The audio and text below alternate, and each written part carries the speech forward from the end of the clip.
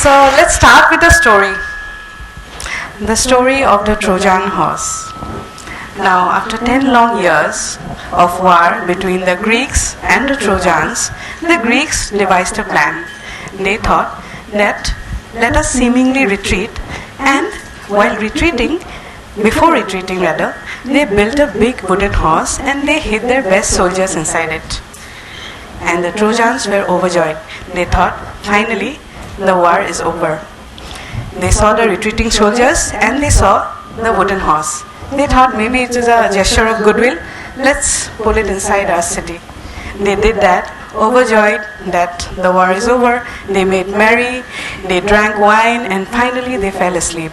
And while the whole city was asleep, the soldiers that were hiding inside the horse, they crept out and they opened the gates to the seemingly retreating soldiers that had already come back to the shores, and now they were inside the city.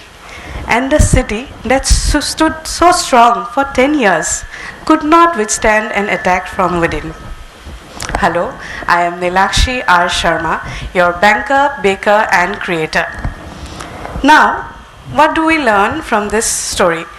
We can have many deductions, but let us focus on the part where I am saying that do not trust your enemies, even though they might sometimes seem friendly. Now, I could have told this statement that do not trust your enemies directly at the beginning, but would it have the same impact? That is the power of a narrative. Narratives are inherently more engrossing than basic facts. And one might ask, in my capacity as an influencer, I am standing here, so what does a narrative have to do with making reels or making content or videos as such? If we think, reels or videos are nothing but creating a narrative. And by that narrative, we are connecting to our audience, who in turn connect with that content and makes that video viral. Now, as an influencer, let us understand where does the influence of an influencer comes from. It comes from his or her content. The content being the product, the influence being the byproduct of the content. And that is where precisely the social responsibility, the consciousness and the conscience comes into play. Before going into the social responsibility part, the consciousness, the conscience, let us understand why a video goes viral. Because people are making numerous videos. But any particular video to go viral, what makes it so special? As I have already talked, that stories, narratives, we already discussed. So human beings, we don't think in terms of information. Our brains are not wired as such that we can think in terms of information. We think in terms of narrative, and while the narrative is passing down, the information comes along for the ride.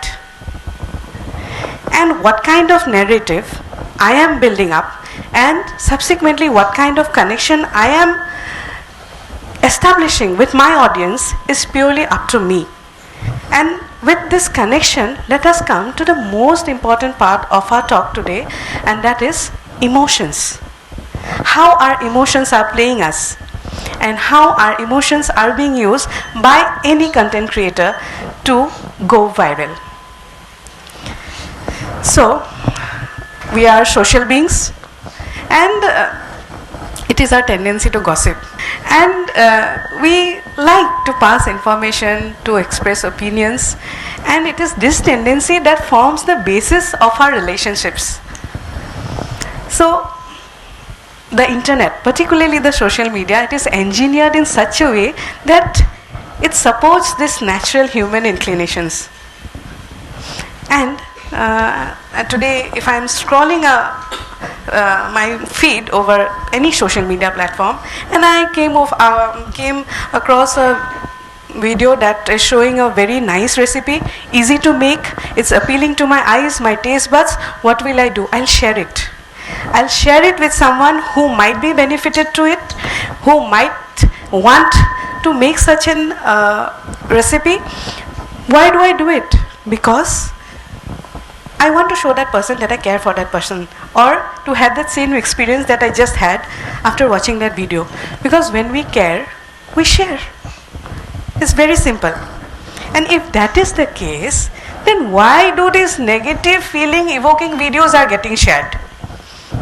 Right. If it's all the good things, then this negative video should have been not got the footage that they are getting. Because for a video to go viral, a lot of people have to interact with it, have to share it, have to engage with it in a short span of time. Then why is it that happening? Before understanding that part, let us come in terms with a term called awe. Close your eyes for a moment and imagine that we are standing in front of the Seven Sisters Falls in Cherrapunji, Meghalaya. The majestic falls right before our eyes. The clouds are dancing above us and the cool breeze blowing and the golden sunlight to top of it all. How would you feel? You'll feel amazed, you'll feel humbled, you'll feel elevated. This is awe. Awe is nothing but to experience something greater than yourself. It might be a great landscape, it might be someone's might, it might be sublimity, it might be art, it might be someone's story which you are in awe of. Now, does any kind of emotion boost sharing? There is research that says that extreme kind of emotions. Today, if I am fired from my job, apart from giving him a lot of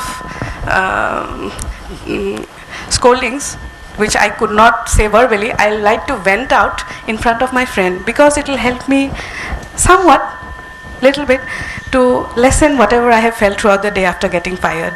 Today, if I am promoted, I would like to share the happiness with my friends and family because it will help me double that feeling.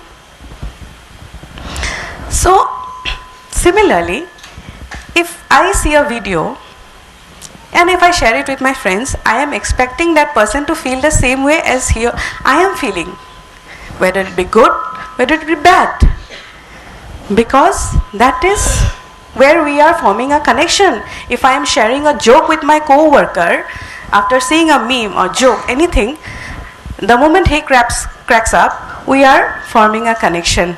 We are bonding over that joke. And for that, we don't need to be together. Two persons very far away can bond. And that emotional sharing, that connection is somewhere acting like a glue, which is forming the basis of our, again, relationships.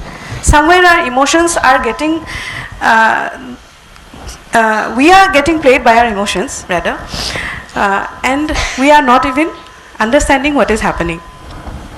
Now, if this is the case, we are talking about all the good things, then negative information, negative news, anything negative is also traveling. We are also hearing all the negative news over the newspapers, over all mediums. Because there is a saying that says, if it bleeds, it leads. There are two videos with thumbnails, and one is saying that this thing is definitely going to give you cancer. And there is one thumbnail which is saying that please do not fry anything in pre-used oils. Which one are you going to hit? Definitely this one, which is talking about cancer. Again, there is another thumbnail which is saying this thing in your bedroom, it is definitely hazardous for your health, it is going to kill you. And another thumbnail which is saying please clean your mattress daily. You are going for this one. You'll see through the whole video, you'll share it with your friends, but what is actually happening? It is making us anxious. It is making us anxious and it is making us act upon that anxiety. It is making us aroused. Here we come to the part where we talk about being physiologically aroused. I am in front of an audience, just seconds away from speaking. My favorite team is just minutes away from winning a match, or I am watching a very scary movie. How would I feel? My senses will be heightened, I will be very alert, I will be alert to sound, I will be alert to smell, I will be alert to anything. That is the state of physiological arousal where I am pushed to action. And that action somewhere is the sharing part. Now, talking about physiological arousal, it may be positive physiological arousal, or it may be negative physiological arousal, or high physiological arousal, or low. Speaking about positive high physiological arousal, if we see someone's story from rags to riches, or someone has just met a famous celebrity, or we see that someone is coming up with a very inspiring story of their own, we feel amazed, we feel inspired. There is then awe coming out, which we talked about. We are in awe. Or we see something very humorous, something that is really cracking us up. We feel delighted. What will we do? We will again share it, because again it is coming to that thing where we are forming connections. Where we are bonding over something. Because as humans we are just bonding. Similarly, for negative physiological arousal, we come across a video that is in very bad taste. We are really disgusted by whatever we just saw, and we know that person has created that video for that negative engagement. But knowingly or unknowingly, we are in that chain of sharing the video because we want our friends to show that, see, someone has done so and so. And we want our feelings of disgust being validated by someone feeling the same way. So we share it. We fall into that chain. We fall into that loop. But on the other hand, if we take some low physiological arousal emotions like contentment, we see a video where a person is leading a very happy country life. We feel like taking a hot shower. We feel good, but we are not driven to action. We are not aroused. Or we see someone's death, or we see someone's breakup. We empathize, but we don't want our friends or family to feel the same way, whatever we felt by watching that video. We are not aroused to take an action. So by now we have more or less understood that how our emotions are coming into play, how our emotions drive us to certain actions in relation to content creation, in relation to making a video viral. Now let's talk about the social responsibility, the conscience, the consciousness part. Fame is taking over success, because to create something that generates awe, to create something that is inspiring, to create good humor, it takes patience, it takes perseverance, and it takes the willingness to fail before you rise. And who has such time? We are scrolling through 10 videos and we watch just 2 out of it because our attention span is so less. And for that small span of attention, we as content creators, are we willing to work so hard? But because negative engagement is also engagement, anyway I am getting the fame, I am getting known. Content creators should rather focus on creating a dedicated audience who will look for them. Oh, has that creator given anything new? Let me check. Rather than just people watching their videos if it pops up. But why is that person, why is that audience base looking for that content creator? Because somehow that content creator, whether it is through art, it is humor, anything, that content creator is adding value. This is where we talk about practical value. I bought a mixer grinder last week, and it was a great deal. I got it for a good discount. It consumes very less electricity. It comes with all the good things that a mixer grinder can be. Now, whether you want me or not, I am going to talk about that mixer grinder. I am going to talk about it in a marriage where nobody wants to listen about it. I am going to talk about it in a cafe where people are just relaxing, to my friends and family, of course. Because that mixer grinder has added value in my life. That mixer grinder has added a practical value which I want my friends, my family to share.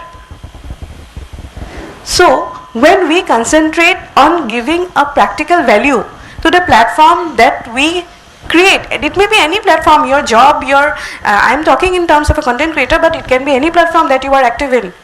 When we are giving value, then I think we succeed. So now there are two questions. Is humor, I do humor. How is humor adding practical value? After a stressful day, if someone watches a very humorous video, and immediately he is relieved of that stress. So humor is adding value. The same way, it can be anything. It can be your art, giving practical value to someone's life. Now, let us ask, as content creators, I would ask myself and my fellow content creators, we should ask that do we act on the fast fame, fast game technique where we play on your negative, high physiological arousal emotions, or do we work for it? And as after talking so much, and as viewers, now more or less we understand why a video is going viral. Is there some responsibility as audience that we do not fall into that chain of getting negatively aroused, negatively triggered, and then share it and give that person the footage that he is looking for instead of someone who maybe deserves? Thank you so much.